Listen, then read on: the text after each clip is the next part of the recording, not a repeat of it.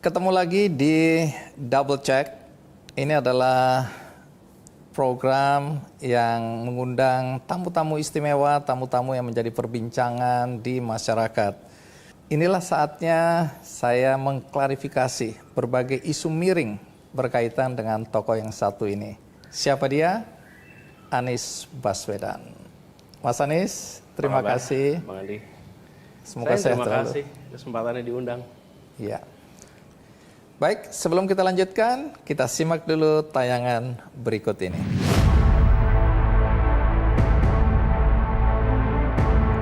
Ada yang mengungkapkan kekhawatiran tentang tidak netralnya penyelenggaraan pemilu. Ada kekhawatiran tentang calon-calon presiden yang dapat perlakuan tidak fair. Potensi terjadinya kecurangan akibat adanya pernyataan bahwa tidak netral dan cawe-cawe.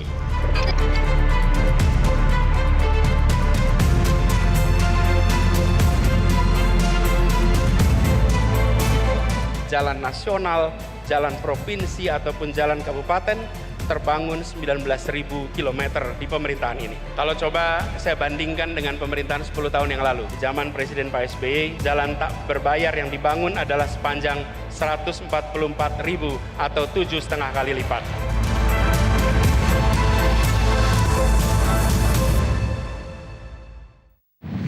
Mas Anies, kalau kita lihat di masyarakat yang jadi perbincangan ketika menyebut nama Anies Baswedan adalah pernyataan Anda bahwa ada indikasi Anda atau ada upaya untuk menjegal Anda. Banyak orang bilang ini playing victim aja. Anda ingin menarik empati orang, simpati orang dengan mengatakan bahwa Anda dizolimi. Anda bisa buktikan bahwa Anda hendak dijegal untuk ikut dalam kontestasi Pilpres. Sebenarnya saya menerima pertanyaan, kemudian pertanyaan utama ya, pernyataan. Apakah ketika ada sikap tidak netral, sikap cawe-cawe, itu nanti akan berdampak kepada Anda, kepada saya. Gitu. Dan disitulah kemudian saya sampaikan bahwa saya berharap itu tidak benar. Dan saya berharap semuanya berjalan dengan seperti seharusnya, di mana seluruh unsur yang terlibat di dalam penyelenggaraan, mulai dari masa prakampanye sampai nanti tuntas, itu mengambil sikap berdiri setara di antara semua kontestan. Jadi tadi Anda menyebut bahwa kalau bisa jangan ada cawe-cawe, dan cawe-cawe itu dimaksud untuk tidak bersikap netral. Kalau orang bicara cawe-cawe kan berarti Presiden Pak Jokowi. Karena secara terbuka Pak Jokowi menyatakan dia akan cawe-cawe, tapi dalam sudut pandang positif. Dia ingin agar apa yang sudah dibangun saat ini bisa dilanjutkan. Selama pelaksanaan dari proses pemilu dan sesuai dengan ketentuan, itu adalah tugas dari seluruh unsur pemerintah. Dari mulai Presiden, Menteri Dalam Negeri, pimpinan KPU, KPUD, Panwas, dan lain-lain. Itu sesungguhnya bukan cawe-cawe, itu adalah tanggung jawab yang harus diselesaikan. Jadi itu adalah memang kewajiban yang harus dilaksanakan.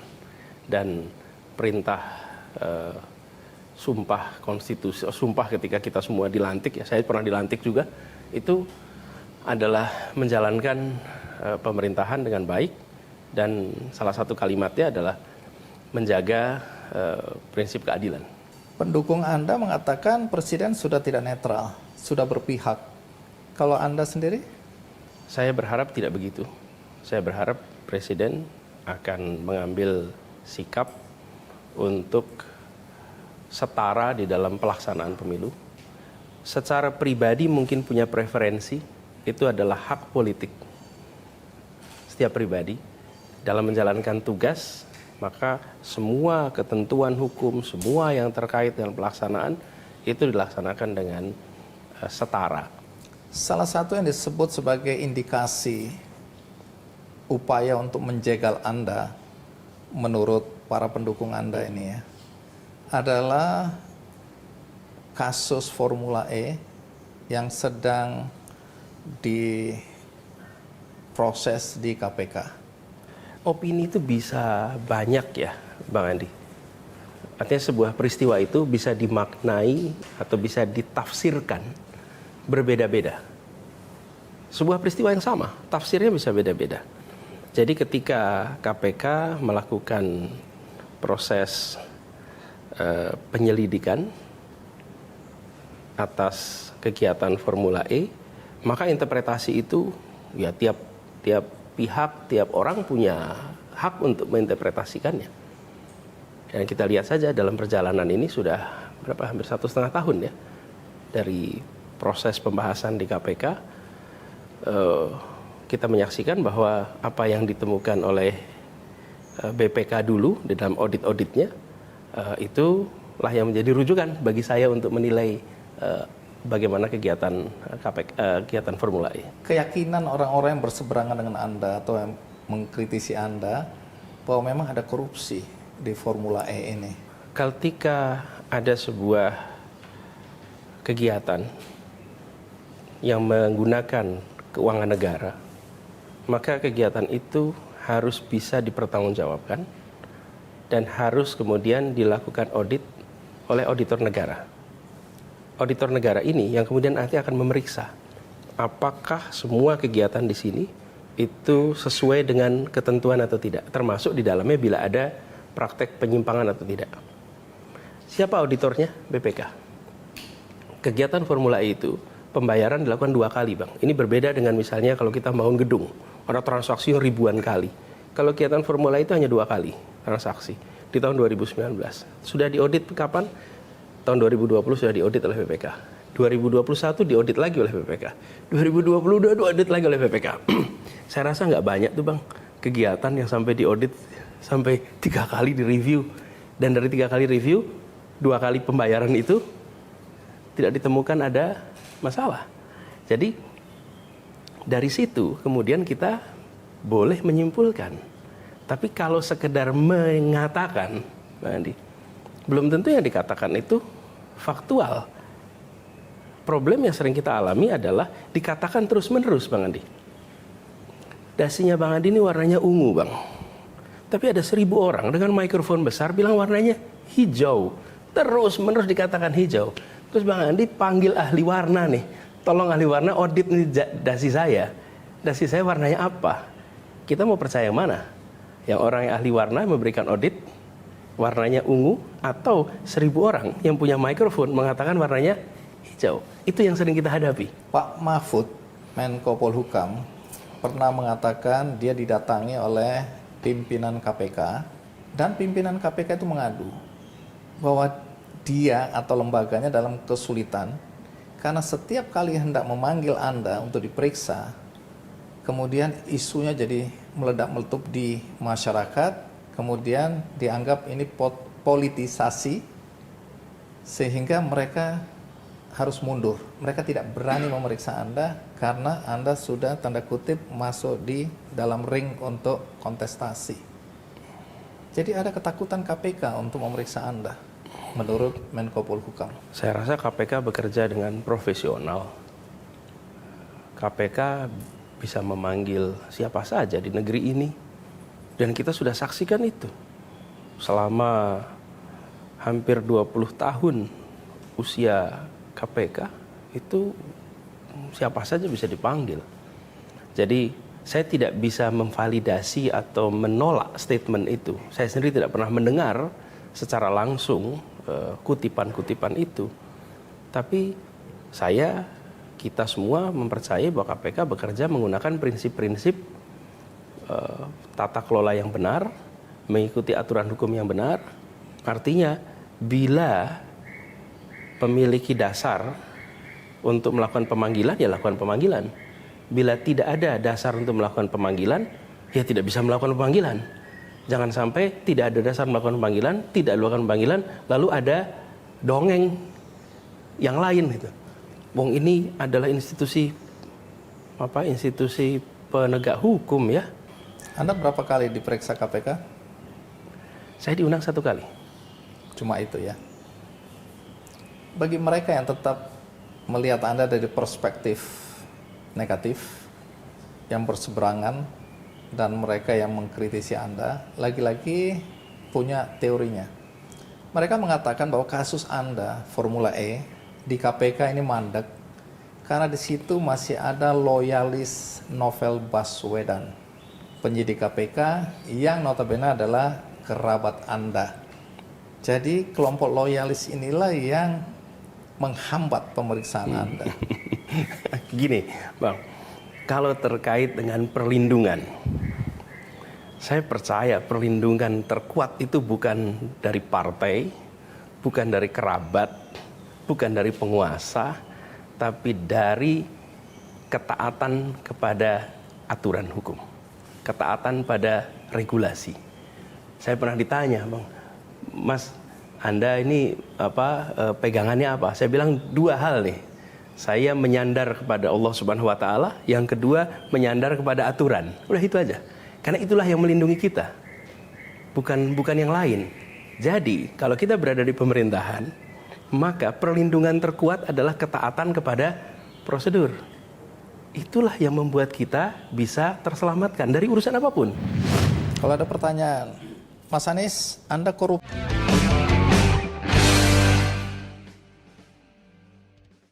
Dalam beberapa kesempatan Anda mengatakan, ini kembali ke Formula E, karena ini yang paling sering muncul ke permukaan, dan dugaan kuat bahwa Anda terlibat tindak pidana korupsi di situ.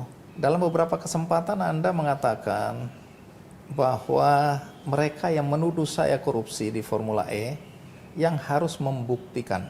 Kenapa Anda selalu berdalih mereka yang menuduh saya yang harus membuktikan? Memang di mana-mana begitu, Bang, prinsipnya. Prinsipnya itu semua yang menuduh harus membawa bukti. Itu tanggung jawab yang memberikan tuduhan. Dan memang itu yang harus dibawa. Kalau tidak, hidup seseorang bisa habis waktunya untuk memberikan penjelasan atas segala macam tuduhan. Yang menuduh bawa bukti. Itu di mana-mana. Karena itu tidak pernah ada di pengadilan yang bawa bukti itu pembela, nggak pernah. Siapa yang harus bawa bukti? Polisi. Yang harus bukti siapa? Jaksa. Disampaikan ke depan hakim. Yang harus membawa bukti, 2 alat bukti itu siapa? Ya jaksa. Kemudian yang satu yang disangka, nah dia nanti akan berikan counter. Jadi ini prinsip sederhana. Kalau ada pertanyaan, Mas Anies, Anda korupsi nggak di Formula E? Jawaban Anda apa? Tidak. Tidak korupsi. Anda punya keyakinan bisa membuktikan kelak kalau ada orang yang ingin atau yang membawa bukti-bukti? Tidak ada korupsi sama sekali. Saya tidak melakukan korupsi dan itu bisa dilihat dari semua laporan yang ada. Sekarang katakanlah tidak ada korupsi di Formula E. Anda masih dikejar ini. Orang bilang Anda memboroskan anggaran. Formula E itu dengan biaya yang besar. Saya nggak tahu angka tepatnya karena angka terus berubah-ubah. Ada yang menyebut 2,3 triliun keseluruhan. Dan tidak ada manfaatnya Formula E itu. Indonesia menjadi tuan rumah dari berbagai event internasional. Dan menjadi tuan rumah event internasional itu membawa postur Indonesia di dataran global. Peristiwanya sendiri disaksikan oleh masyarakat global. Penyelenggaraannya membuat penyelenggara kita memiliki pengalaman pengelolaan event global. Nama Jakarta, nama Indonesia muncul dalam event-event global. Nah, selalu dalam event global itu kita harus mengeluarkan biaya dan bisa dibandingkan antara Formula E dengan balapan-balapan yang lain. Silakan disandingkan. Tentu ada biaya masing-masing. Seperti juga penyelenggaraan Asian Games, itu juga ada biayanya. Nah, apa manfaat yang diterima? Manfaat terima itu ada satu yang direct income, revenue. Yang kedua adalah manfaat ekonomi, menggerakkan perekonomian. Nah, kita melihat dari sisi penyelenggaraan, alhamdulillah sudah terlaksana 2 kali nih Formula E ini. Tahun 2022, 2023. Dan kita lihat pemasukan sponsor baik, penonton tinggi, jadi secara direct revenue itu menutup cost. Secara perekonomian, yang event 2023 baru 2 minggu lalu Bang, jadi hitungan ekonominya belum lihat kita. Tapi yang tahun sebelumnya itu sampai 2,4 triliun pergerakan perekonomiannya yang terjadi di Jakarta akibat event itu. Jadi yang terjadi adalah betapa banyak orang datang ke Jakarta dari Indonesia sendiri maupun seluruh dunia, dan mereka datang ikut menyaksikan, mereka tinggal di hotel-hotel di Jakarta, mereka berkuliner di Jakarta, beraktivitas di Jakarta, itu menggerakkan perekonomian di Jakarta. Dan yang meraih manfaat bukan cuma yang level tengah atas, justru sampai ke bawah merasakan. Jadi pergerakan perekonomian itu luar biasa. Dan kalau boleh jujur, ini beyond our expectation. Feasibility studies-nya, pengeluaran kira-kira 450-an, manfaatnya 1,2 triliun, itu feasibility study dulu. Ternyata yang terjadi justru di atas 2 kali lipat dari itu. Ini adalah satu manfaat ekonomi yang luar biasa dan reputasi penyelenggaraannya berjalan dengan amat baik. Baik, kalau kita baca di berbagai media, itu kan disebutkan ada keuntungan 5, sekian miliar dari penyelenggaraan. Ini kita bicara nanti ke anggaran yang dikeluarkan oleh pemerintah daerah khusus ibu kota ya, Jakarta. Tapi utangnya masih 150 juta, termasuk utang pada PT Ancol. Kalau sampai dibilang ini rugi, ini sebenarnya proyek rugi sebenarnya bagaimana hitungannya? Gini, kalau sebuah kegiatan pemerintah itu memang memberikan dampak ekonomi, Bang. Jadi kalau kita sekarang nih menyelenggarakan kegiatan Indonesia Fair nih, mengundang orang untuk pawai, untuk bikin warung-warung, lalu kita mengeluarkan uang 2 miliar. Memang nggak pernah balik itu uang 2 miliar ke negara. Tapi apa yang terjadi? Terjadi transaksi di situ 4, 5, 6, 7, 10, 20 miliar. Disitulah manfaat dari namanya pemerintah itu menggerakkan perekonomian. Salah satu alasan Anda ya dalam menyelenggarakan Formula E itu adalah bagaimana mendorong agar masyarakat mulai menggunakan mobil-mobil listrik.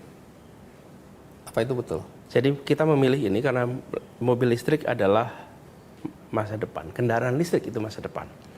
Dan kita perlu menyelenggarakan event yang ramah lingkungan. Memang betul.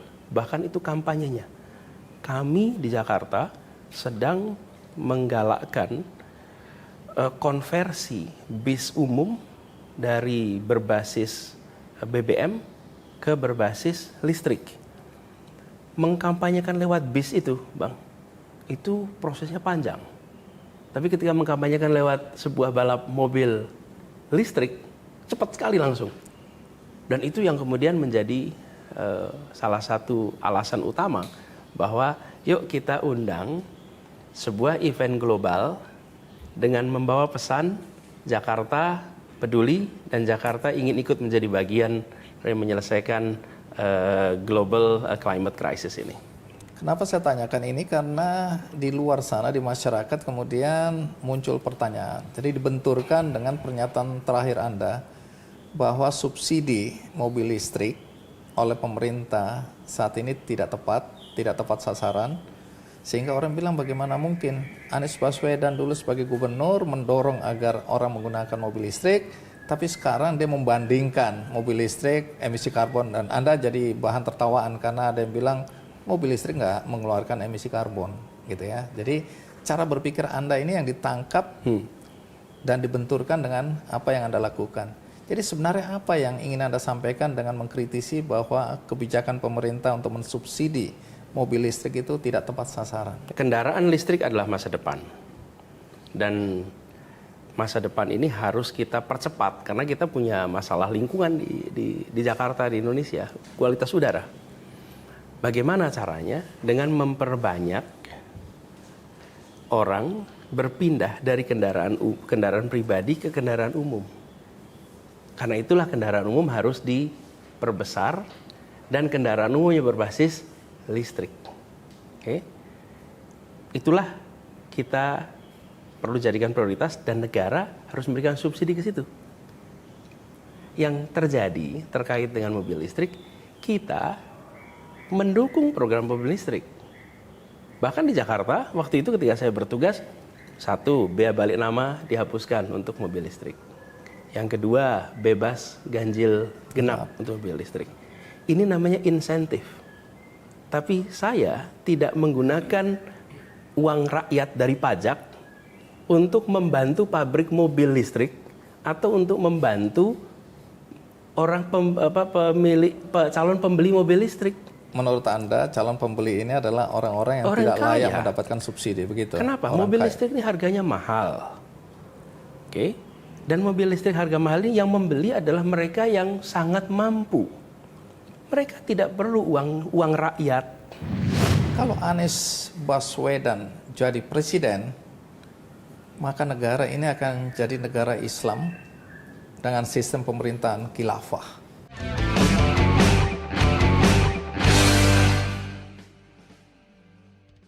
Baik, mereka yang masih marah, jengkel, kecewa soal penyelenggaraan Formula E, lepas dari Anda sudah menjelaskan tadi, sekarang mencari persoalan lain, yakni penebangan pohon di Monas.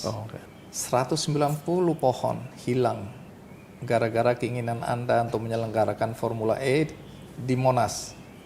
Orang bilang naif sekali kalau seorang Anies Baswedan tidak tahu bahwa itu cagar budaya. 190 pohon kenapa Anda tebang? Itu dua hal yang berbeda terjadi di waktu yang hampir bersamaan. Satu adalah uji coba aspal di kawasan salah satu ruas jalan di Monas. Uji coba aspal waktu itu bersamaan dengan proses renovasi Monas yang nggak ada hubungannya. Hanya dikerjakan di minggu-minggu yang bersamaan. Jadi kalau orang lewat, kelihatan ini satu lagi masangin aspal, lagi uji coba. Yang kedua, sedang ada renovasi Monas. Waktu itu kan Formula E rencana akan digunakan di Monas. Nah, kita ingin menjaga supaya batu-batu Monas itu tidak dicabut. Caranya dipasangi karpet, terus di atas karpetnya dipasang aspal. Yang itu dilakukan juga di Paris, di sekitar Menara Eiffel, itu batu-batunya tidak diubah, dipasang karpet di bawahnya, semacam karpet ya, terus pasang aspal. Itu lagi uji coba, yang tidak ada hubungannya dengan renovasi, hanya dikerjakan di minggu-minggu yang sama. Nah, lalu renovasi Monas ini adalah hasil sayembara, dan sayembara ini merujuk kepada Kepres nomor 25 tahun 95 tentang rancangan Monas yang seharusnya itu merujuk kepada rancangan yang dibuat arsitek Silaban. Dalam rancangan arsitek Silaban itu, Monas itu ada Tugu Monas di tengah, lalu ada 4 jalan yang diagonal, dan 1 di sisi selatan yang kosong. Rancangan aslinya begitu. Dan itu ada di Kepres nomor 25. Jadi peran arsitek perancang renovasi ini mengembalikan kepada desain awal, di mana di sisi selatan itu memang kosong, dan itulah yang dipakai untuk upacara, untuk acara-acara memang di situ menghadap ke arah Monas. Karena tempat itu puluhan tahun tidak pernah digunakan, ditanamin pohon-pohon itu semua. Yang kemudian terjadilah ada 190 pohon karena selama bertahun-tahun tempat itu desain itu nggak pernah dilaksanakan. Jadi yang kami lakukan adalah memindahkan pohon itu ke tempat yang seharusnya. Ada proses penebangan di sisi barat yang sekarang menjadi tempat parkir. Itu seharusnya pohon semua. Justru di tengah itulah yang sisi selatan itu yang kosong. Itu rancangan yang ada di Kepres nomor 25 tahun 95 dan merujuk kepada rancangan arsitek Silaban. Kalau saja tidak ada pembangunan aspal itu, barangkali ini juga nggak ada yang nonton sih Bang. Siapa pula yang akan motret-motret kegiatan itu. Ini ada pengaspalan uji coba aspal. Di saat yang bersamaan ada renovasi Monas. Jadilah sebuah keterkaitan. Seakan-akan nebang pohon untuk bangun Formula E yang itu nggak ada hubungannya. Hanya terjadinya di periode yang hampir sama. Jadi bukan maksud Anda menebang pohon itu untuk membangun sebuah sirkuit ya. Tidak. Tapi di luar sana kan yang diketahui masyarakat ya seperti itu. Bahwa Anda menebang pohon untuk membuat sirkuit di Monas. Saya rasa ya mudah-mudahan penjelasan ini menjelaskan Bang. Karena itulah faktanya. Selain Formula E yang dijadikan senjata untuk mendiskualifikasikan Anda. Karena ada yang bilang di ujung ini nanti Anies Baswedan akan ditangkap. Diperiksa KPK dan langsung ditangkap sehingga tidak bisa ikut kontestasi ini ya. Saya nggak tahu nanti kejadian seperti apa. Tapi ada satu indikasi lain ya, perpanjangan kepemimpinan KPK dari 4 tahun kemudian menjadi 5 tahun. Ini kata pendukung Anda bagian dari upaya untuk bisa tanda kutip memenjarakan Anda melalui kasus-kasus atau satu kasus di KPK. Anda merasakan atau tidak ini? Saya tidak mau berspekulasi dan belum tentu ada hubungannya. Ya kita lihat aja ke depan. Tapi belakangan saya lihat Anda mulai emosional ya. Menyatakan ada keinginan atau indikasi penjagalan itu. Kemudian Anda beberapa waktu yang lalu menyatakan secara terbuka bahwa ada Menko yang sedang berupaya untuk mengubah konstitusi. Anda nggak menyebutkan Menko siapa, tapi semua orang tahu siapa Menko yang ada sekarang ini. Pertanyaan orang, Anda menuduh siapa ini? Dan apa yang dilakukan oleh Menko itu untuk mengubah konstitusi? Kita semua ya yang diangkat menjadi penyelenggara negara itu disumpah untuk melaksanakan konstitusi. Konstitusi yang ada, laksanakan seluruh peraturan perundangan. Di dalam sebuah demokrasi yang kita sudah melewati reformasi, diberikan kesempatan untuk kegiatan publik, kegiatan politik itu diatur dengan prinsip-prinsip keterbukaan, prinsip-prinsip good governance, prinsip-prinsip menghargai kesetaraan. Dan salah satu amanat reformasi yang paling mendasar dan waktu itu tujuan pertama reformasi adalah periode presiden itu 5 tahun dan bisa dipilih kembali 1 kali, 2 periode. Itu tujuan pertama reformasi. Sesudah itu tujuan tambahan tuh. Tapi tahun 98 itu. Jadi ketika ada seorang penyelenggara negara yang disumpah melaksanakan konstitusi, malah berpikir tentang mengubah masa jabatan presiden, diperpanjang, atau mengubah periode menjadi lebih dari 2 periode. Ini implikasinya pada konstitusi. Karena itu semua tidak bisa dikerjakan pakai aturan di bawahnya. Itu adanya ada pada undang-undang. Nah, kita semua harusnya menjaga yang berada di dalam pemerintahan ini diperintahkan, bukan diperintahkan, kita membawa sumpah itu. Menjaga konstitusi. Bukan malah membahas ide tentang substansi yang harus mengubah konstitusi. Menko Polhukam, Pak Mahfud membantah semua ini. Nggak ada keinginan untuk memperpanjang masa jabatan presiden, menunda pemilu, dan seterusnya. Jadi ini dianggap wacana yang nggak bisa dianggap serius. Kenapa Anda menganggapnya serius kan? Oh ya, alhamdulillah kalau itu tidak serius. Saya senang mendengarnya. Kita bersyukur. Iya dong. Kalau Anda sampaikan kan berarti Anda menganggap ini serius, sehingga Anda harus menyatakannya. Kalau Anda menganggap ini tidak serius kan harusnya Anda tenang-tenang saja. Sesudah saya menyampaikan baru dibilang tidak serius, oh kita senang. Kan bukan dibalik Bang. Bukan dibilang nggak serius baru saya tanggapin. Kalau oleh karena situasi dan kondisi pemilu ditunda, apa dampaknya bagi bangsa kita ini? Sebenarnya Bang, yang disebut dengan aturan main itu bukan semata-mata soal aturan mainnya, okay? Tapi tentang kepastian, certainty. Kepastian itu berdampak di aspek ekonomi, aspek politik, aspek sosial, aspek budaya. Jadi ketika sebuah negara konsisten melaksanakan kesepakatan dalam bernegara, dia mengirimkan pesan kepada seluruh unsur bangsanya dan kepada seluruh dunia. Ini adalah negara berdasar hukum, negara yang menghargai kesepakatan-kesepakatan dan bisa dipegang. Karena dia tidak kemudian bergonta-ganti setiap waktu. Di situ letak certainty. Jadi kalau orang mau, misalnya gini Bang, orang mau investasi ke Indonesia. Oke, saya akan investasi berapa tahun? Mungkin 20 sampai 40 tahun. Dia berpikir bentar. Ini kalau konstitusi aja bisa digonta-ganti, nah saya naruh uang di sini segitu banyaknya hilang nanti tengah jalan. Toto berubah aturan. Kita coba melihat dari perspektif mereka yang tidak menginginkan Anda menjadi Presiden Republik Indonesia.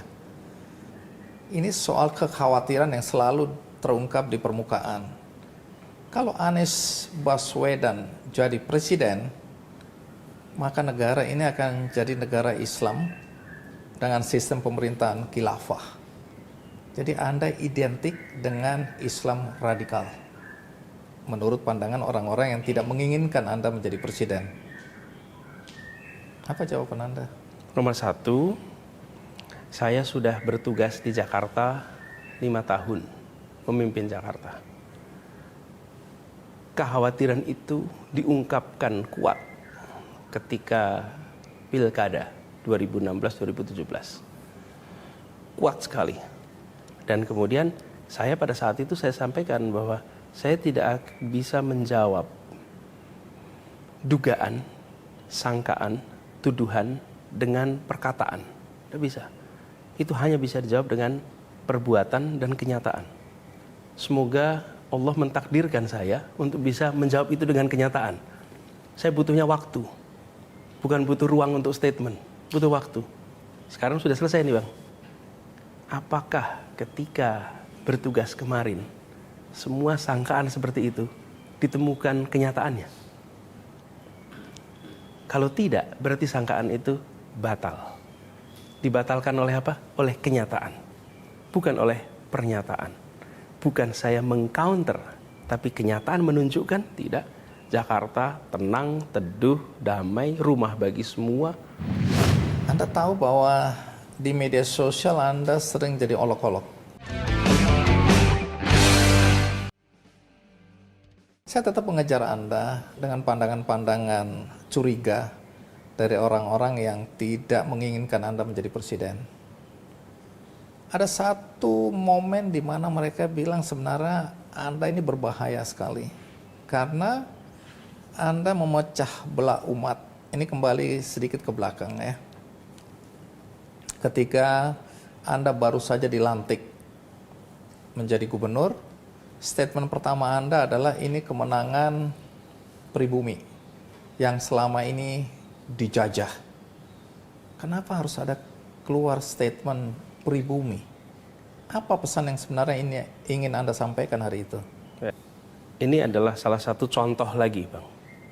Bagaimana sebuah kenyataan digaungkan dengan pesan yang beda. Saya boleh baca lengkapnya ya Bang ya, itu apa statement itu. Sebentar, saya baca Bang ya, dua bagiannya. Pertama, di ibu kota harus hadir keadilan sosial bagi seluruh warga Jakarta. Jadi saya udah bicara keadilan sosial ini dulu, bukan sekarang nih.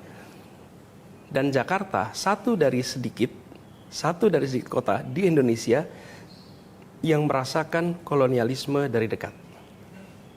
Penjajahan di depan mata di Jakarta selama ratusan tahun. Ini pada masa penjajahan nih. Di tempat lain mungkin penjajahan terasa jauh, tapi di Jakarta bagi orang Jakarta yang namanya kolonialisme itu depan mata. Kolonial Belanda itu ada depan mata. Dirasakan sehari-hari. Ini kita rasakan nih dalam era penjajahan dulu itu. Jadi saya lagi bicara masa lalu nih Bang. Bukan bicara sekarang. Saya bicara tentang Jakarta yang dulu di dalam kolonialisme, Jakarta dijajah. Kemudian, karena itu, bila kita sudah merdeka nih, maka janji-janji kemerdekaan itu harus kita lunasi. Dulu, ini saya katakan kalimatnya, dulu kita semua pribumi ditindas dikalahkan. Dulu. Kini kita sudah merdeka. Sudah saatnya kita semua menjadi tuan di negeri sendiri. Dan saya sampaikan, kita semua pribumi dulu. Jadi saya sedang bercerita tentang peristiwa prakemerdekaan. yang pada waktu itu memang ada stratifikasi.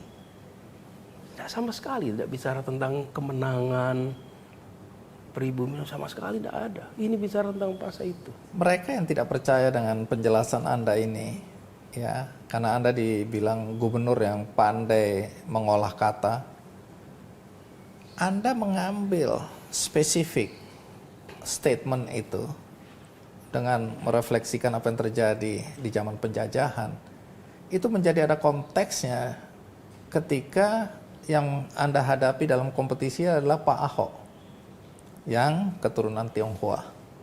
Sehingga orang tidak bisa lagi melihat apa yang Anda sampaikan sebagaimana yang Anda maksudkan. Ini adalah simbol-simbol pernyataan Anda bahwa Tionghoa adalah penjajah, sekarang pribumi yang mengambil alih kota Jakarta. Itu kan bisa diartikan seperti itu pesannya.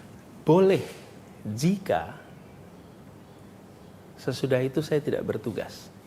Oke? Sesudah itu saya bertugas. Sesudah saya bertugas di Jakarta, apakah dalam bertugas diskriminatif? Apakah dalam bertugas menunjukkan sikap membeda-bedakan? Kalau sangkaan itu benar, maka selama saya bertugas ada diskriminasi, ada pembedaan. Nyatanya tidak. Justru merangkul semua. Sekali lagi orang yang tidak menghendaki Anda jadi presiden ini ya, punya argumentasi berkaitan dengan Anda selalu menyebut, silakan lihat rekam jejak. Rekam jejak Anda yang menjadi dosa Anda yang selalu disampaikan berulang-ulang. Dan ini beredar di masyarakat. Anda kan dulu bilang bagaimana kita harus merajut tenun kebinekaan. Tapi justru di era Anda membiarkan masjid-masjid, membiarkan pendukung Anda menggunakan politik suku, politik agama. Sehingga sampai hari ini dampaknya kata orang sangat dirasakan adanya konflik. Bahkan ada yang bilang kadrun, ada yang bilang kecebong, dan seterusnya. Itu gara-gara Anda. Jawabannya adalah lihat pada kenyataan. Bukan hanya lihat apa yang saya sampaikan, Bang. Lihat pada kenyataan. Kenyataannya yang disebut sebagai polarisasi, bahkan sampai retak, robek kalau tenun kebangsaan, itu tegang sudah mulai 2012. Di 2015 mulai makin kuat. Saya belum jadi calon gubernur, Bang. Itu sudah rame. Saya masih tugas di Kementerian Pendidikan Kebudayaan. Apa yang Anda sampaikan ini? Poinnya adalah polarisasi sudah, bicara identitas itu sudah terjadi sebelum saya menjadi calon gubernur. Bahkan narasi baik yang pro Pak Basuki maupun yang anti Pak Basuki itu sudah ada sebelum saya jadi calon gubernur. Sudah ada di situ. Keramaian itu tinggal dilihat aja di catatan sosial media, di catatan media-media. Kampanye misalnya, lebih baik Muslim tidak korup daripada pemimpin tidak non Muslim tapi tidak korup daripada Muslim tapi korup misalnya. Terus yang satu bilang harus pemimpin harus beragama Islam. Itu kan tema-tema yang sudah ada sebelum saya calon gubernur, Bang. Jadi saya merasa ketika saya mendapatkan panggilan tugas calon gubernur, justru saya ingin mengembalikan yang robek ini. Karena sudah terjadi sebelum saya jadi calon gubernur. Boleh dicek di semua data. Saya menjadi calon gubernur bulan September tahun 2016. Keramaian ini sudah terjadi bertahun sebelumnya. Satu lagi klarifikasi mengenai apa yang Anda lakukan melalui rekam jejak Anda ketika kampanye. Karena ini juga selalu menjadi dosa Anda ya. Yaitu ketika Anda membiarkan pendukung Anda ya menggunakan isu agama ini. Anda tidak pernah melarang, bahkan di masjid-masjid ada tulisannya tidak mau mensolatkan orang-orang yang memilih pemimpin yang non-Muslim. Anda diam aja tuh. Jadi Anda membiarkan sebenarnya keadaan ini dan Anda mengambil manfaat dari situasi yang menguntungkan Anda ini. Pertama soal sebagai sebutan istilah sebagai dosa, dianggap, saya rasa bukan sebagai dosa. Itu mereka mencoba melabelkan itu. Kenyataannya, Bang, ketika muncul isu ada pelarangan menyolatkan jenazah. Saya datang ke tempat itu. Saya mengecek ke tempat itu. Saya menulis surat kepada semua bahwa tidak boleh ada pernyataan dan tidak boleh ada kegiatan pelarangan sholat. Kita semua punya Ada kewajiban. saksi, ada bukti? Oh, ada suratnya. Ada suratnya. Suratnya beredar. Saya kirimkan suratnya. Jadi inilah situasi Bang yang dihadapi di dalam masa kampanye. Kita kemudian lihat recovery-nya harus serius dan itu yang kita kerjakan. Anda tahu bahwa di media sosial Anda sering jadi olok-olok karena rekam jejak Anda. Anda kan selalu bilang, lihat rekam jejak aja. Dan kemudian di media sosial rekam jejak Anda yang ditampilkan itu yang buruk-buruk. Saya mulai dari sumur resapan. Dulu Anda bilang bahwa ini akan merupakan solusi untuk mengurangi banjir di Jakarta. Tapi kemudian yang muncul ke permukaan kan sumur-sumur resapan yang hancur lebur, berantakan, dan merusak jalanan. Dan itu menjadi bahan tertawaan. Bagaimana Anda menjelaskan soal sumur resapan yang Anda anggap sebagai solusi mengatasi banjir Jakarta ini? Sumur resapan adalah solusi, itu adalah masa depan, dan konsep Sponge City adalah konsep yang sekarang diadopsi di semua kota-kota besar dunia. This is the future. Jadi, kita bangun di Jakarta ini sumur resapan dan harus diteruskan nih program sumur resapan ini. Saya bersyukur program ini sekarang akan diteruskan. Kenapa sumur resapan ini merupakan solusi? Bahkan saya dengar di IKN ini akan digunakan juga konsep sumur resapan ini. Jadi Jakarta itu adalah kota yang penuh dengan cekungan-cekungan, Bang. Karena itu kita punya banyak tempat yang dulunya rawa. Rawa bebek, rawa belong, rawa mangun. Itu semuanya adalah rawa-rawa, tempat yang rendah. Saya beri ilustrasi aja. Di ITC Fatmawati dengan Jalan Fatmawati itu turun ke bawah jalan raya, itu turun ke bawah bisa sampai 1,5 meter jalannya. Nah, ketika terjadi hujan, tempat-tempat yang cekung ini selama ini pakainya parit pengantar air. Jadi antarkan airnya dipompa. Yang terjadi adalah genangannya lama sekali, baru dia turun. Kenapa? Karena harus ditarik ke tempat yang lebih tinggi, Bang. Nah, di tempat-tempat seperti itu dibangunlah sumur resapan sehingga dia turun. Dan terbukti itu mempercepat surutnya air pada saat hujan deras di tempat yang rendah. Di tempat-tempat itu dibangun. Ada dibangun 27.000 waktu itu yang pertama kali. 27.000 lubang dibangun sumur resapan. Di tempat-tempat itu terbukti air menjadi surut cepat. Bisa ditanyakan kepada warga di sana. Oke, itu satu. Berarti ada solusinya. Yang kedua, apakah sempurna? Tidak, Bang. Apa tidak sempurna? Sebagian pelaksanaan kontraktor itu ada yang dikerjakan dengan rapi, ada yang tidak rapi. Ini kelihatan di lapangan nih. Ya, kita bangun 27.000, ya kalau ketemu ada 50 yang bermasalah sangat mungkin. Nah, 50 inilah yang difoto, 50 inilah yang kira-kira ya, yang digandakan dan diramaikan. Tapi program secara umumnya itu berhasil. Ini bukan kata saya, kata warga juga yang di situ. Oke, kita sepakat naturalisasi. Tapi apa yang dilakukan oleh Gubernur Anies Baswedan untuk naturalisasi? Mana buktinya? Dosa Anda yang diungkit-ungkit adalah Anda menelantarkan taman-taman yang sudah dibuat bagus oleh Pak Jokowi, oleh Pak Ahok, ya. Waduk Pluit misalnya. Ada itu di video-videonya berantakan, kumuh, padahal dulu udah bagus. Kemudian juga ada Kalijodo. Dulu tempat mesum, kumuh, diubah demikian bagusnya, cantiknya sama Pak Ahok. Kemudian Anda telantarkan, dan itu kembali jadi tempat mesum, tempat kotor, kumuh, dan seterusnya. Cerita-cerita ini beredar di masyarakat. Jadi Anda ini sebenarnya merusak apa yang sudah dibangun, dibuat oleh gubernur-gubernur sebelumnya, baik Pak Jokowi maupun Pak Ahok. Sedimentasi terjadi pada semua waduk. Nomor satu, terjadi semua waduk. Dan kemudian kita melakukan pengerukan juga di berbagai waduk, kita melakukan pengerukan. Terus-menerus. Jakarta ini lebih dari 110 waduk.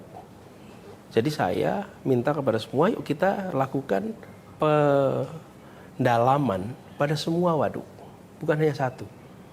Kemudian taman, sama.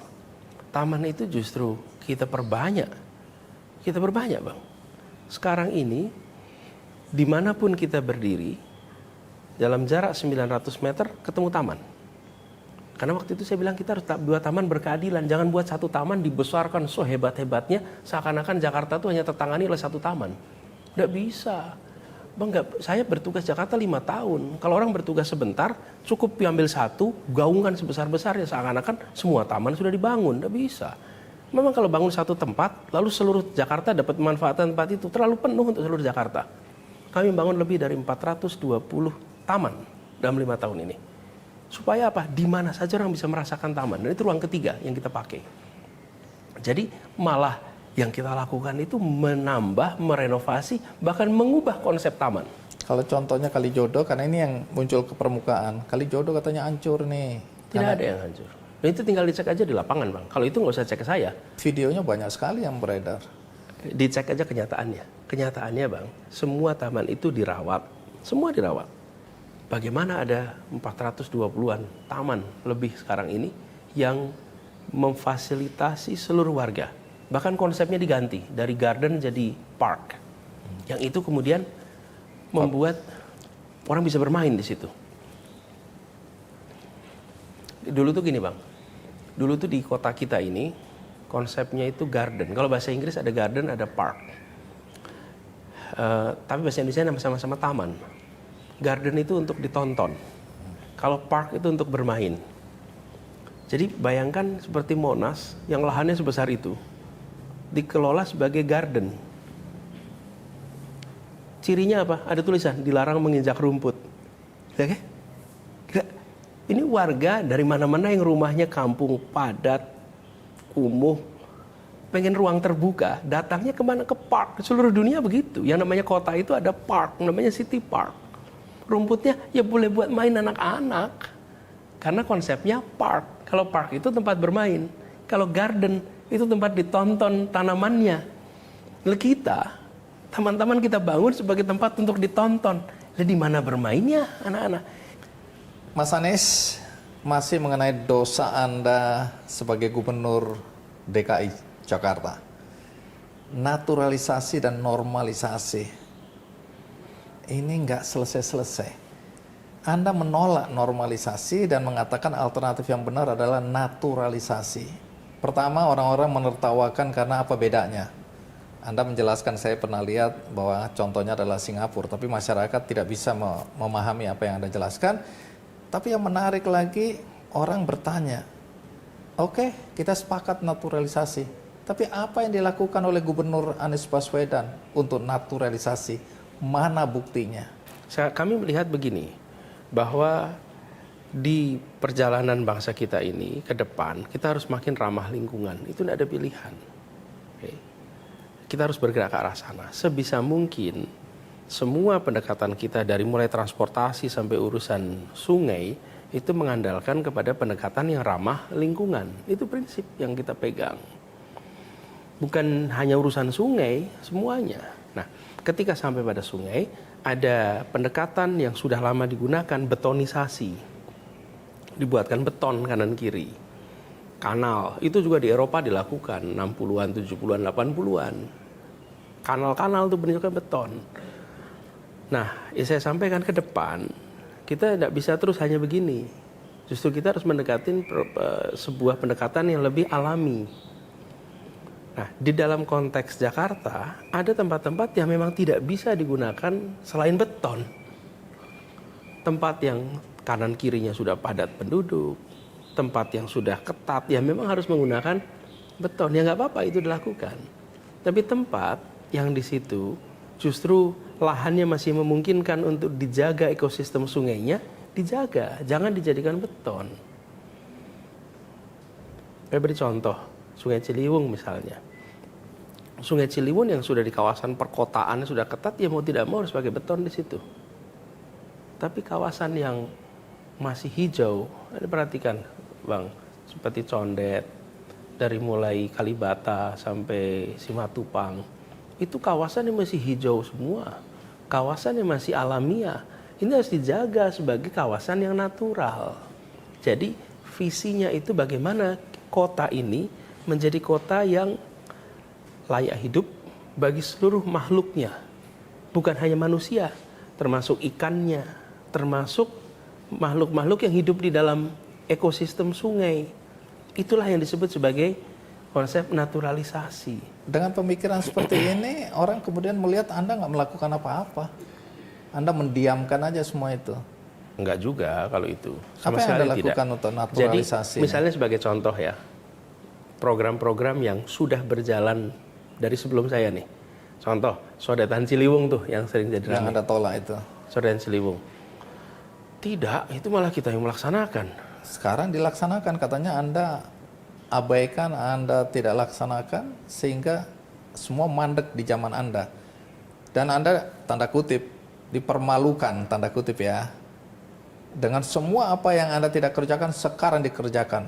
Normalisasi Sodetan Ciliwung. Jadi Anda dianggap menghambat upaya untuk mengurangi banjir di Jakarta.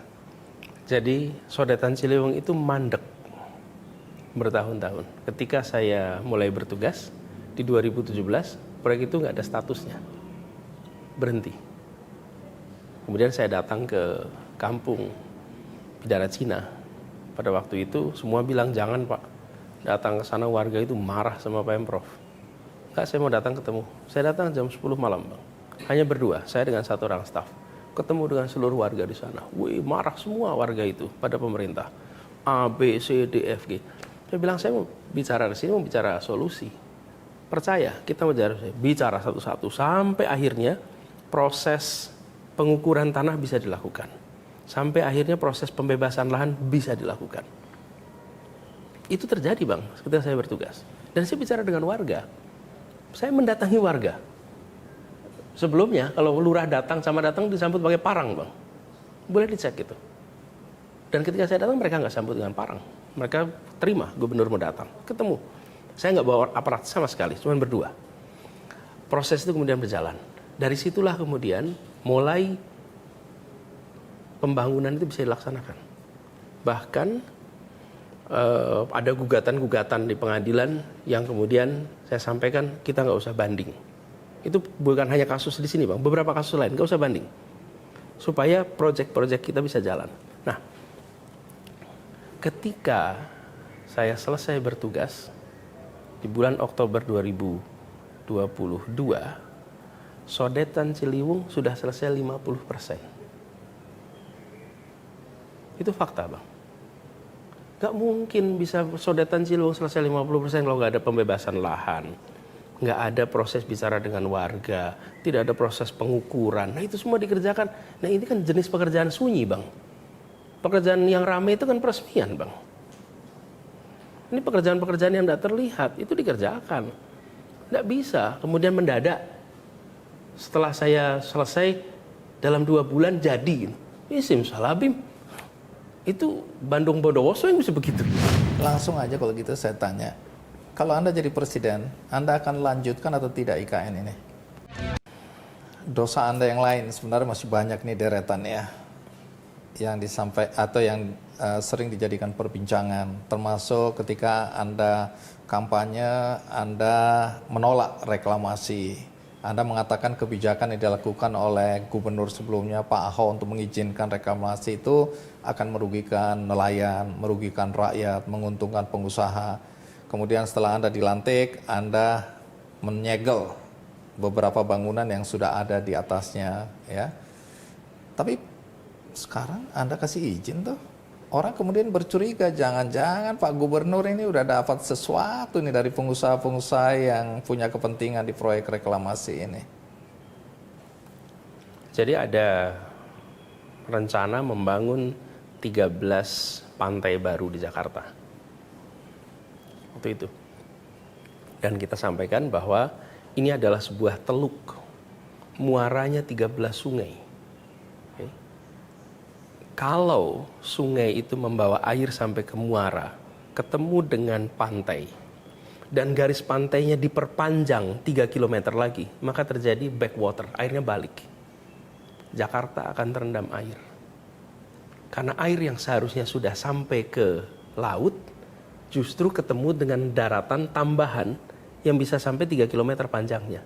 Itu harus dipompa raksasa Bang untuk melakukan itu semua. Apa efeknya pada Jakarta? Wih dahsyat. Jakarta itu harusnya kalau mau nambah kebutuhan lahan untuk tinggal high rise, bukan nambah laut di Uruk. Kenapa? Karena ini muara sungai. Jadi bukan anti reklamasi titik, bukan. Reklamasi itu netral. Di mana dia bermasalah, di mana dia tidak bermasalah. Di sebuah teluk, tempat muara sungai-sungai, di situ ditambah, ya bermasalah untuk warga Jakarta. Jadi setelah Anda menyekel, kemudian Anda Satu sedikit nih. Ya. Nah, jadi saya hentikan. Ada yang sudah jadi, Bang. Ada 1,5 pulau atau 1,5 pantai. Sebenarnya namanya itu pantai, bukan pulau ini. Di Jakarta tuh banyak pantai-pantai hasil reklamasi. Ada pantai Ancol, ada pantai Mutiara. Itu semua namanya pantai. Itu hasil reklamasi semua. Nah, ada yang sudah jadi. Satu udah full selesai, ada yang baru separuh. Yang separuh itu tidak bisa diteruskan, diberhentikan. Janji kami menghentikan reklamasi. Bukan membongkar yang ada, Bang. Karena membongkar lebih merusak lagi nanti.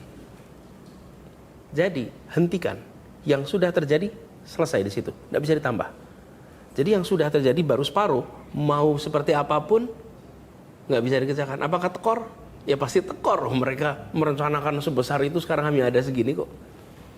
Kemudian ada yang baru membangun, baru sekian persen belum jadi, itu juga nggak bisa dilanjutkan. Jadi dihentikan dan terlaksana janji itu.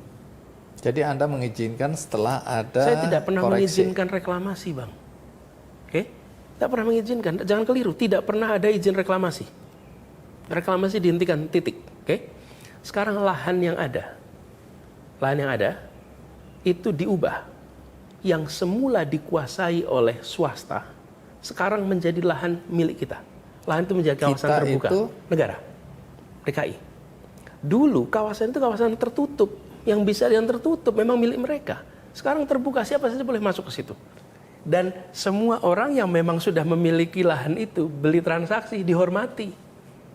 Jadi mereka juga itu merasa negara fair kok. Anda boleh tanya kepada mereka, kami tidak suka dengan kebijakan Pak Gubernur menghentikan, karena kemudian rencana kami tidak terlaksana. Tapi Gubernur menghormati perjanjian dengan Gubernur sebelumnya. Ada perjanjian antara perusahaan yang membangun ini dengan Gubernur sebelumnya. Perjanjian itu sudah terjadi, inilah kepastian hukum. Jadi Anda hormati itu. Bayangkan kalau kemudian, makanya ini saya buat contoh nih Bang untuk berikutnya. Perjanjian-perjanjian yang sudah dibuat itu harus dihormati. Kalau tidak, nggak ada kepastian hukum. Tidak ada lagi orang mau berjanji dengan negara nanti. Kenapa? Karena nanti kalau ganti gubernur, perjanjiannya nggak dihormati. Hormati perjanjian itu, tapi ikut seluruh aturan. Salah 1, 2, 3, 4, 5 alasan kenapa banyak orang khawatir Anda menjadi presiden, karena Anda akan menghentikan semua rencana-rencana yang sedang dijalankan dengan komitmen-komitmen tadi yang akan rusak di tangan Anda nanti. Pertama, mereka khawatir Anda tidak akan melanjutkan IKN, pemindahan ibu kota. Karena statement Anda menunjukkan bahwa Anda sebenarnya tidak terlalu setuju dengan itu atau bahkan sama sekali tidak setuju. Ketakutan ini mendasar atau tidak? Saya sudah tadi tunjukkan di Jakarta ya.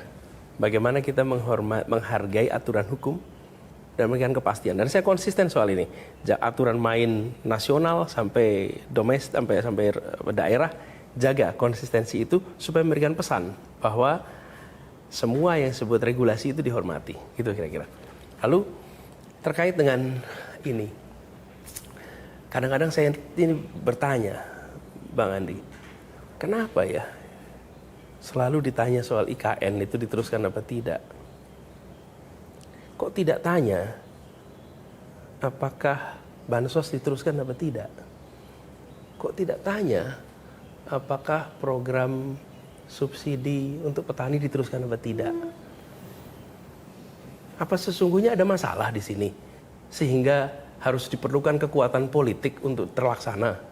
Lah sesuatu yang baik itu kan tidak perlu kekuatan politik, ya semuanya pasti akan jalan, Bang. Jadi kalau itu dipertanyakan, Anda menganggap bahwa proyek IKN ini... Maksud saya pertanyaannya saja. Tidak. Barangkali alam bawah sadar jurnalis itu merasa ini kelihatannya perlu otot politik Pak untuk terlaksana gitu. Bukan jurnalis, statement itu datang dari politisi, datang dari pemerintah yang ada sekarang, datang dari Pak Jokowi. Jurnalis hanya menjadi medium.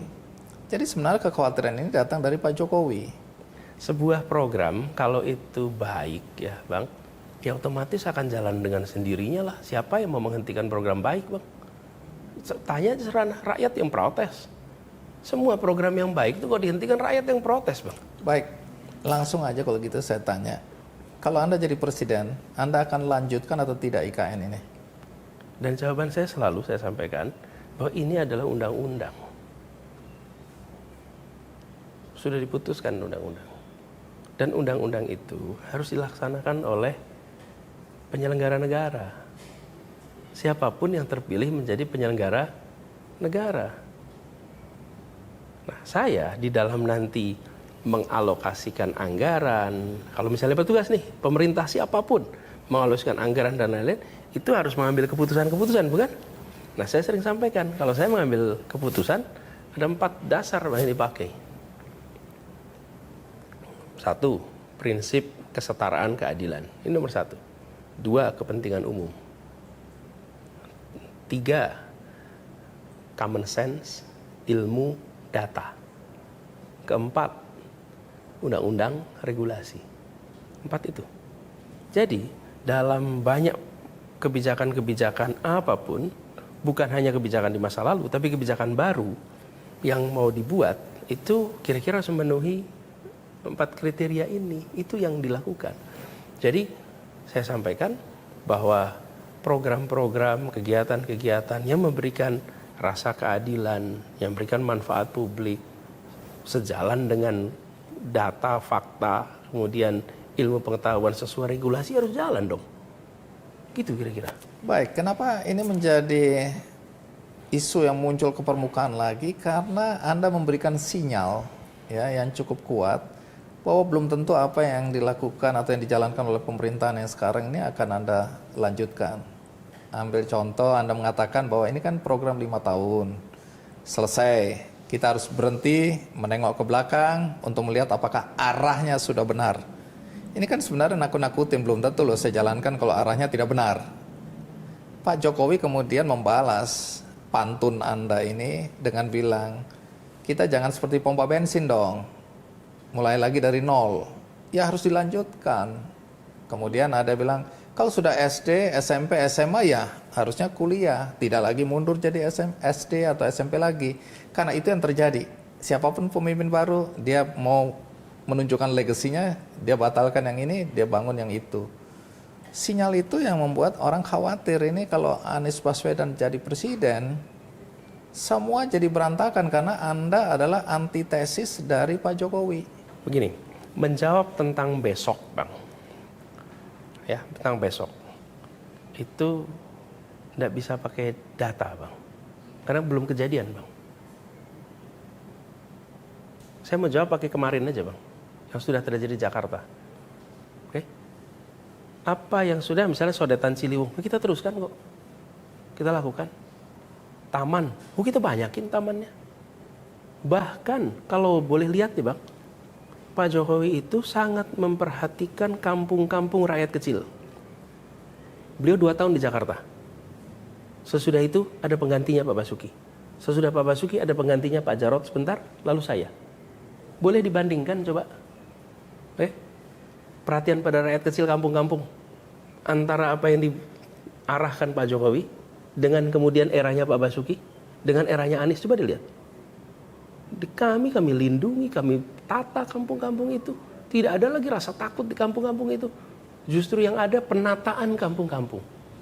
Jadi kalau mau menanyakan apakah mau melanjutkan atau tidak, bukan hanya tanya besok. Besok itu yang menjawab nggak bisa kasih bukti, yang menentang juga nggak bisa kasih bukti, sama-sama belum kejadian, masa depan kok. Makanya saya katakan the best predictor for the future is your past. Bila Allah takdirkan untuk menjadi amanat di sini, maka akan ada keberlanjutan, akan ada peningkatan. Tentu itu adalah nature-nya, Bang. Tidak mungkin kemudian segalanya serba berhenti, segalanya. Kalau menakut-nakuti agak sedikit rasional gitu. Tapi kalau ini tuh agak kelewatan. Dan saya mau katakan, gini dah, lihat kemarin ketika di Jakarta. Faktanya bukan hanya visinya itu sama. Kenyataannya kita lakukan eksekusi tuntas 5 tahun. Jadi Anda hendak mengatakan bahwa Anda bukan antitesis Pak Jokowi? Saya ketika mengambil keputusan terkait dengan kepentingan publik itu menggunakan kriteria. Jadi tadi. Iya, sehingga orang bisa memprediksi apa kebijakan yang dibuat. Jadi kalau antitesis itu kan begini, kalau saya antitesis Bang Andi, maka Bang Andi A saya mau B, Bang Andi C saya mau D. Itu yang dibaca oleh masyarakat. Tidak, saya menggunakan kriteria ini karena itu saya bekerja begitu. Dan itu juga yang saya lakukan kemarin di Jakarta. Gitu bukan kira-kira. karena pokoknya Anda hendak berbeda, hendak merusak reputasi pejabat sebelumnya, bukan Bang, itu ya? Kita menghormati, kita menghargai, dan semua orang-orang yang sudah bekerja itu harus diberikan tempat diapresiasi. Ini membuat Pak Jokowi tersinggung karena Anda menelikung Pak Jokowi, Anda yang menerima, Anda yang...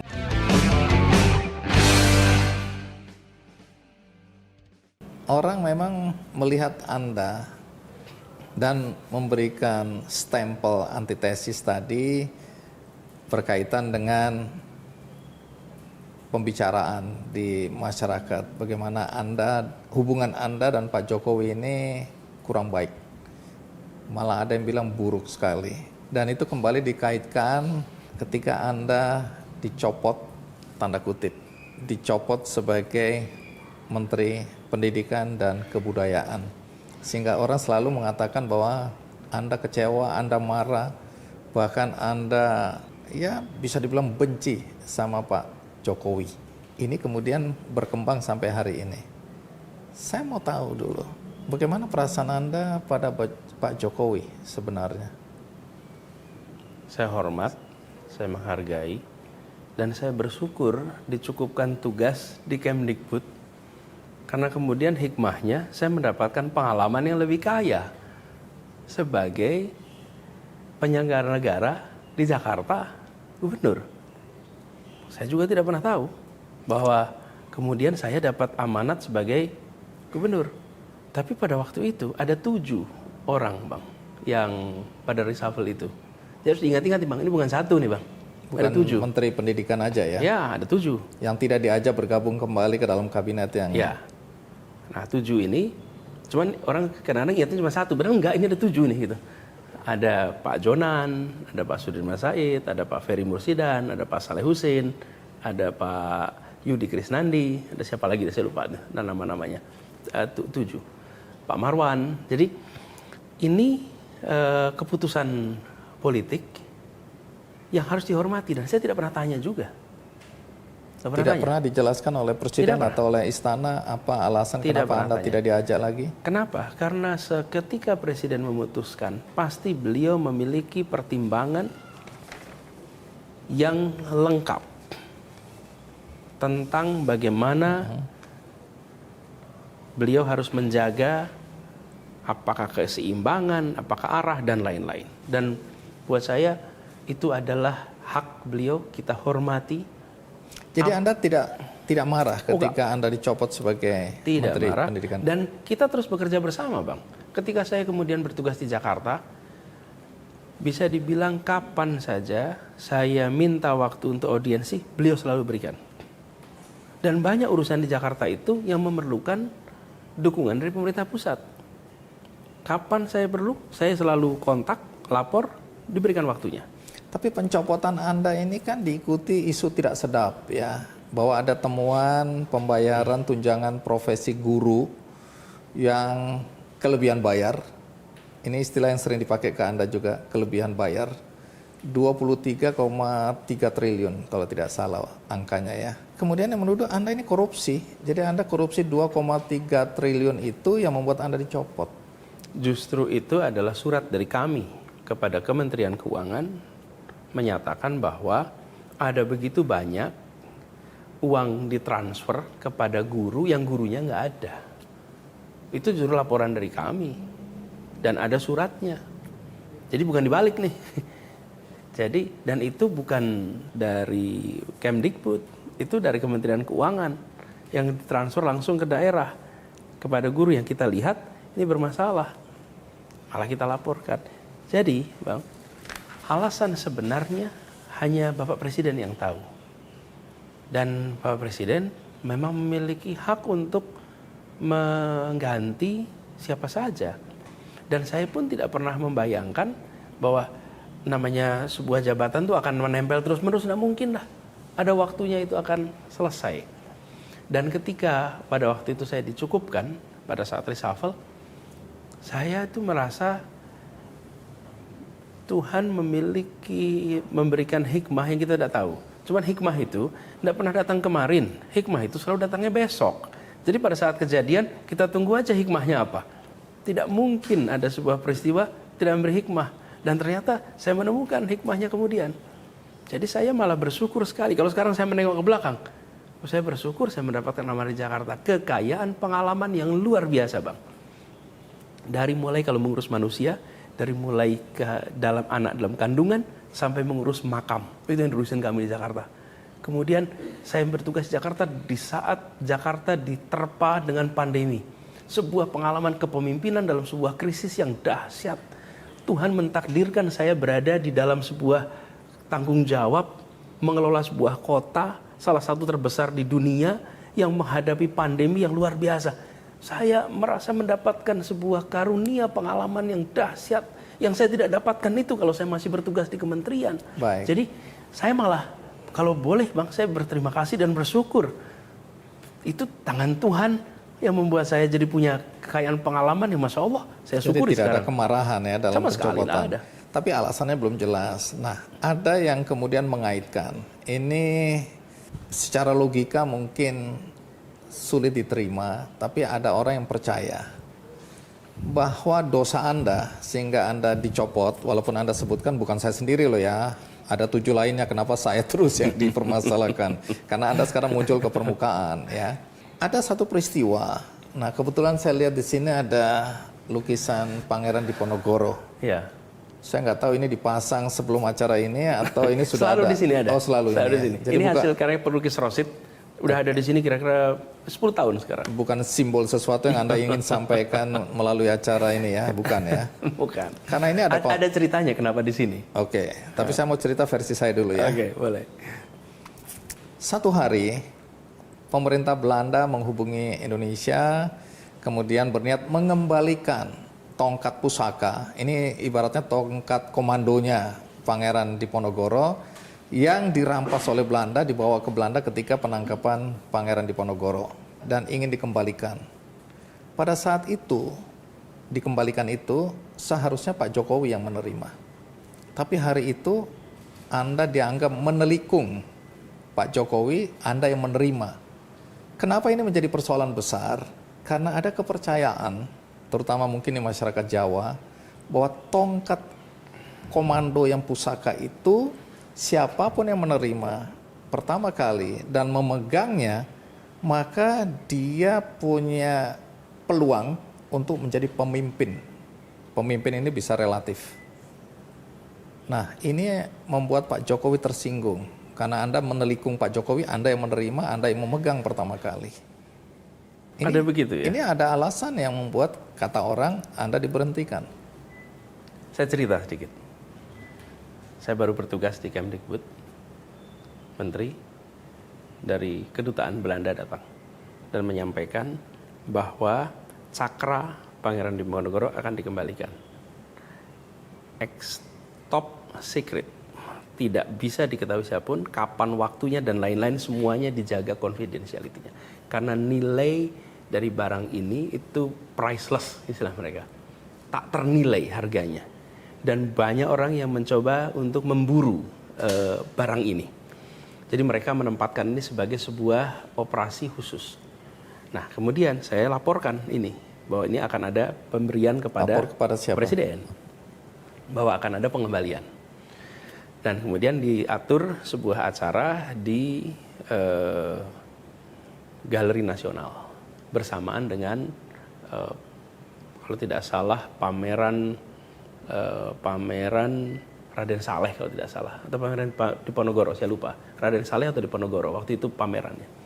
Jadi covernya itu supaya ada event. Kemudian cakra tadi dibawa, kita tidak tahu. Pemerintah Belanda tidak memberitahu kepada kita penerbangan jam berapa, kapan, siapa, tidak ada yang tahu. Nanti di Galeri Nasional. Nah, itu kemudian Presiden memang semula dijadwalkan hadir di acara di Galeri Nasional itu. Kemudian sehari 2 hari sebelumnya Presiden ternyata ada acara ke Filipina. Sehingga kegiatan yang semula harusnya dihadiri oleh Presiden menjadi diwakilkan kepada Mendikbud. Jadi saya mewakili Presiden menerima cakra. Artinya seizin Presiden. Ya. Jadi Anda tidak menelikung Presiden. Enggak, karena itu saya mewakili di situ. Mewakili, ini adalah sebuah, dan itu biasa, Bang Andi. Ketika Presiden tidak hadir, ya otomatis menteri yang relevan hadir di situ. Pemerintahan, aturan main pemilu tidak digonta-ganti, memberikan kepastian itu. Apa yang terjadi? Kita akan merasakan bahwa Republik. Ada hal lain yang juga menjadi dugaan kuat. Kenapa Anda, kalimat dicopot memang tidak tepat, tapi itulah yang dipakai orang-orang ya selama ini. 3 hari sebelum Anda diberhentikan, Anda menggagas mengantar anak hari pertama sekolah. Jadi seluruh keluarga itu hari itu bergerak untuk mengantarkan anak ke sekolah. Nah, Anda dianggap sekali lagi mencuri panggung. Karena peristiwa itu di Istana Bogor, Anda yang kemudian muncul lebih ke permukaan ketimbang Presiden. Orang kemudian bilang, Anies Baswedan ini punya ambisi, sehingga orang khawatir terhadap Anda. Sampai di situ masuk akal nggak dugaan orang ini, tuduhan orang ini? Itu tidak benar tuduhannya. Saya tunjukkan faktanya. Jadi hari Senin waktu itu awal 20-an Juli 2016 itu hari pertama masuk sekolah. Menteri Pendidikan Kebudayaan mengajak kepada seluruh orang tua untuk mengantar anak ke sekolah di hari pertama. Bukan mengantar anak saja sampai depan pintu, tapi datang ke kelas, ketemu dengan wali kelasnya, lalu wali kelas dan orang tuanya tuh saling kenal. Karena kan pendidikan ini dua-duanya, orang tua dan guru. Ketemu, tahu siapa gurunya, orang tua saya siapa anaknya. Jadi mengantar anak ke sekolah itu bukan ngedrop di depan pagar, tapi datang, masuk ke sana. Ada program itu. Dilaporkan juga kepada Presiden, dan karena program ini digaungkan ke seluruh Indonesia, lalu kami menyiapkan untuk Bapak Presiden yang menyambut orang tua di sekolah di Bogor ya. Di Bogor. Lalu kemudian disiapkan. Kenapa kok di sekolahnya dipilih di Bogor? SD Polisi kalau tidak salah di samping Istana Bogor. Ya kalau SD di Jakarta, Pak Presiden harus subuh dari sana. Kalau di sana di samping istana kan pagi-pagi bisa datang. Jadi itu sudah direncanakan. Dan kemudian kita mengharapkan Bapak Presiden datang, dan Pas Pampres juga pada waktu itu pagi sudah datang. Tapi kemudian ada beberapa, saya tidak tahu pertimbangannya apa. Kemudian rencana kehadiran itu tidak, dan ada kegiatan lain, pemeriksaan vaksin palsu kalau tidak salah. Terakhir saya kasih kesempatan Anda di acara ini untuk menyampaikan apapun yang Anda anggap penting untuk disampaikan kepada siapapun yang menonton acara ini tentang kekhawatiran kalau Anda jadi presiden, Anda akan pro Islam radikal, Anda akan hentikan semua program-program pemerintah yang sedang jalan, tentang kereta api cepat yang juga mungkin terancam, ya, dan seterusnya. Kekhawatiran yang selama ini muncul ke permukaan kalau seorang Anies Baswedan jadi presiden. Adakah sesuatu yang Anda mau sampaikan kepada orang-orang yang khawatir, orang-orang yang berusaha menjegal Anda, orang-orang yang berdoa semoga Anda tidak jadi presiden. Adakah sesuatu yang Anda mau sampaikan? Saya mengajak kepada semua untuk menggunakan informasi secara lengkap, mengajak untuk objektif, dan menggunakan common sense, akal sehat di dalam kita menilai.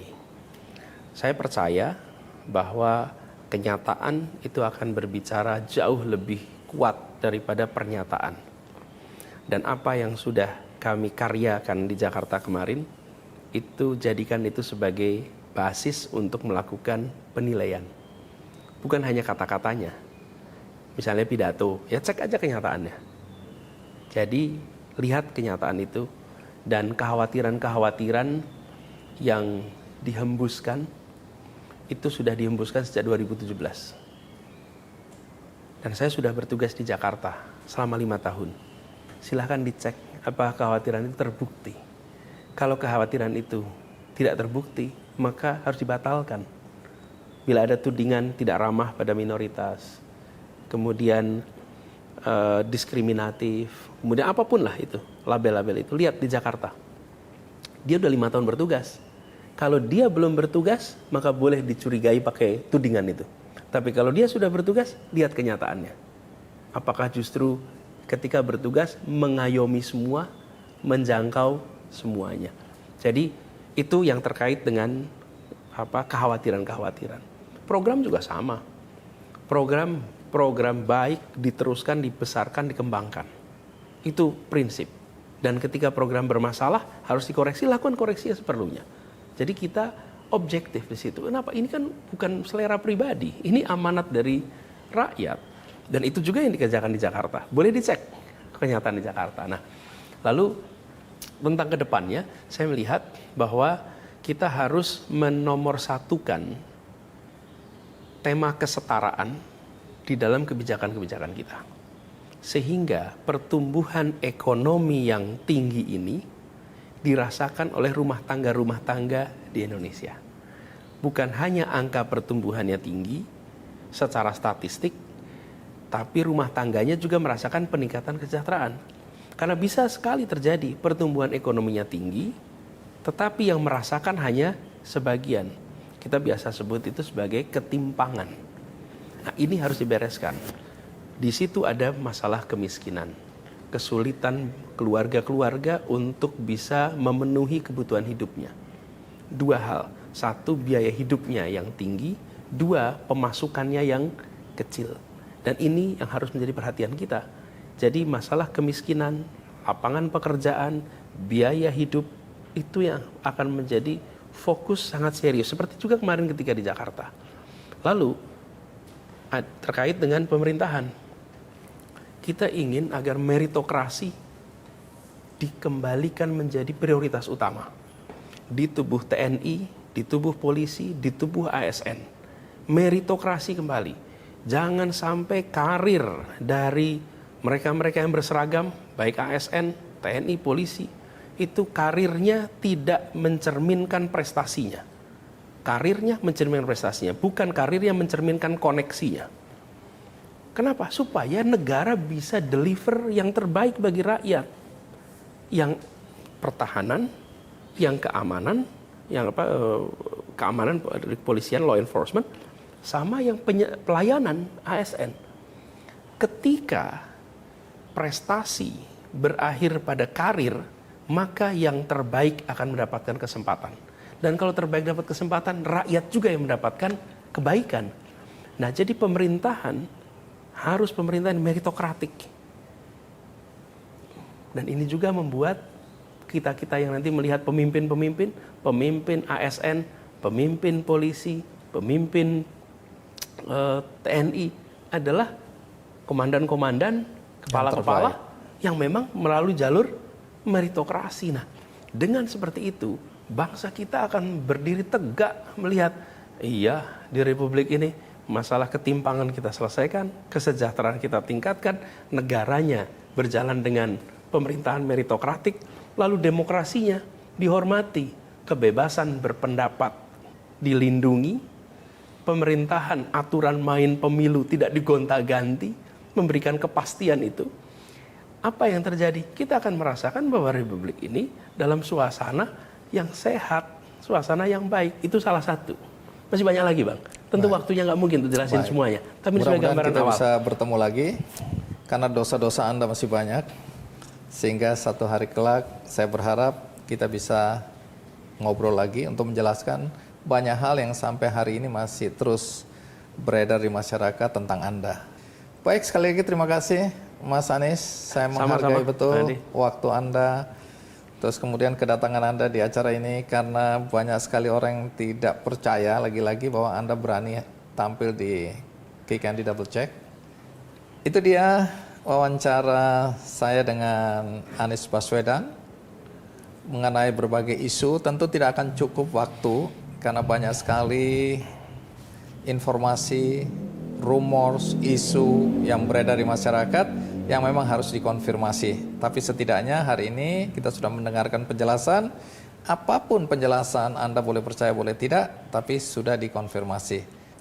Bagi Anda yang tadi mengikuti wawancara ini tidak dari awal tapi dari tengah, jangan khawatir karena episode ini ditayang ulang di metrotvnews.com dan ada cuplikannya di channel YouTube Kick Andy Show, juga ada di TikTok Kick Andy Show.